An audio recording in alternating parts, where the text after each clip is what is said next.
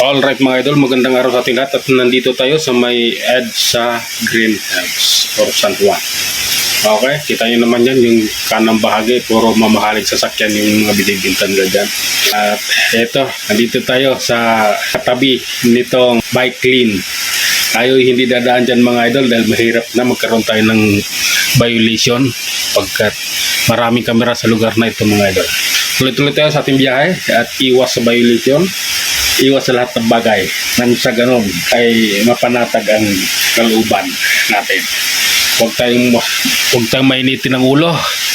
Relax lang. Kailangan bago gumawa ng isang bagay, pag-isipan mo nang mabuti. Nang sa gayon, hindi ka magsisisi sa bandang huli. Okay?